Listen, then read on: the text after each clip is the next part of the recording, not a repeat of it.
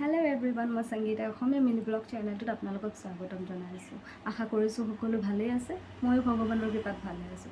আজি টপিকটো লৈ আহিছোঁ অসমৰ ওপৰত। যিহেতু মই অসমতে থাকোঁ, চ' অসমক লৈ অলপ কথা ক'বলৈ আহিছোঁ। সকলোৱে নিশ্চয় গম পায় দীঘলী পুখুৰীটো বৰ্তমান আমাৰ অসম চৰকাৰে বন্ধকত দিছে। গুজৰাটৰ এটা কোম্পানীক তেওঁলোকে বন্ধকত দিছে। সেইটো কিহৰ কাৰণে দিবলগীয়া হ'ল? আৰু তেওঁলোকে এবাৰো অনুভৱ নকৰিলে যে আমাৰ চৰকাৰখনে অনুভৱ নকৰিলে যে যিসকলে তেওঁলোকক ভোট দি জয়যুক্ত কৰে তেওঁলোকক এবাৰ জনোৱাৰ কোনো প্ৰয়োজন নাছিলে।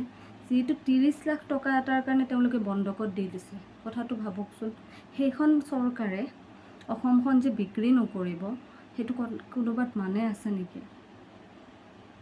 এবাৰতো তেওঁলোকৰ জনোৱাৰ এটা কৰ্তব্য ন, যিহেতু তেওঁলোকে আমাৰ পৰা ভোট লৈ জয়যুক্ত হয়। নিজৰ সম্পত্তি গোটাবলৈ তেওঁ অসমৰ বস্তু বিক্ৰী কৰিব নোৱাৰে। কিহৰ কাৰণে এইখিনি কৰি আছে? তাত আমি সকলোৱে মাত মাতিবলগীয়া বৰ্তমান প্ৰয়োজন হৈছে। সকলো দল সংগঠনে ইয়াত মাত দিবলৈ প্ৰয়োজন হৈছে।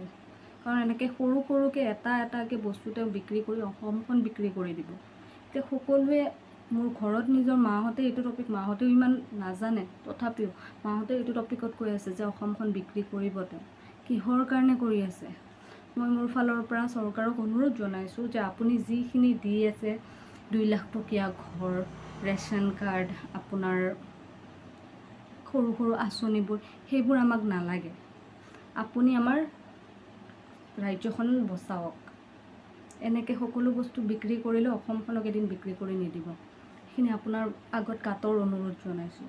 কাৰণ সেইখিনি সকলোৱে কথাখিনি ক'ব নোৱাৰে, কিন্তু সকলোৰে মনত সেইখিনিয়ে আছে যে তেওঁ সকলোখিনি বিক্ৰী কৰি গৈ আছে। এটলিষ্ট তেওঁলোকে আমাক এবাৰ জনাব লাগে যে কি কাৰণে এনেকুৱা পৰিস্থিতি হৈছে। ঠিক আছে, আপোনাৰ যদি পইচাই নাই, কথা এটা কওঁ, তাত বেয়াটো কিছু লোকে ধৰিব।